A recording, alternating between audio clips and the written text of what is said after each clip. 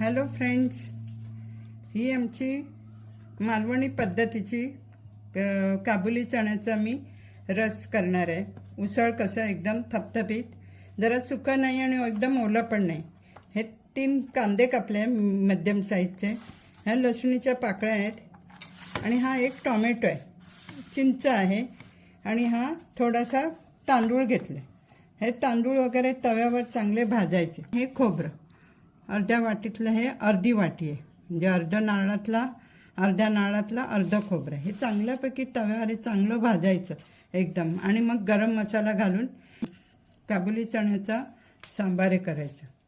हा मोठा कापायला लागतो, भाजायला लागतो ना, म्हणून जरा जाडच कापायचं। हा चांगला ब्राऊन रंगाचा भाजायचा।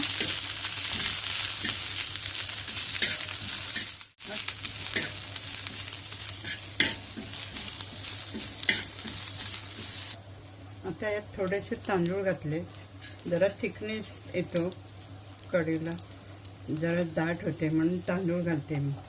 तुम्हाला आवडत असेल तर मी घाला, नाही घातलं तरी चालतं, कारण जरा कालवण जरा असा थिकपणा येतो आणि खायला चांगली लागते।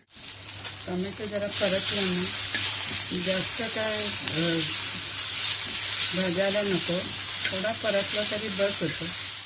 नारळाचं प्रमाण कमी जास्त प्रमाणात असतं आणि खोबरं किती एकेका नारळाला, कोकणच्या नारळाला खोबरं जास्त पडतं, त्यामुळे तुम्ही कमी जास्त प्रमाणात घेऊ शकता। कोणाला सुका आवडतं, मला जरा ओलसरपणा पाहिजे, चपातीवर खाताना मुलांना टिफिनमध्ये देता येतं, म्हणून मी जरा खोबऱ्याचं प्रमाण जास्त घालते। त्यात सगळं गरम मसाला आहे, लाल तिखट आहे, धना, हळद, खसखस वगैरे, बडीशेप, हे सगळं आहे ह्याच्यात। हे भाजून मसाला पावडर केलेली आहे, तुम्ही तुमच्या आवडीप्रमाणे घालू शकता। जो आहे भाजलेलं आहे ना, ते जरा थंड झाल्यानंतर मिक्सरला याचं वाटण करायचं आणि मगच ते काबुली चण्याची उसळ करायची। मिक्सरला लावलेलं वाटण याच्यात घातलं, जास्त पातळ नको आणि वाटण जास्त बारीक नाही करायचं, असं जाडच ठेवायचं। असं जरा जाड असलं पाहिजे वाटण, असं खोबरं थोडंसं दिसलं पाहिजे। एकदम पातळ केलं ना मग ते खूप पातळ होतं, पोळीवर चपातीवर खायला नाही मिळत। हे चपातीवर खाण्यासाठी असं केलेलं आहे। याला आता उकळी यायची, फोडणीला देत नाही कधी मी, तेल घालून फोडणीला देतात खूप जण, तेल वगैरे घालून, कांदा घालून परत करतात, पण आम्हाला तसं आवडत नाही। आमच्या इकडे ही स्टाईल आहे, तर गरम मसाला घातलं की झालं। हे शिजलं का वर मग थोडी कोथिंबीर घातली की हे झालं। तुम्ही पण ट्राय करा।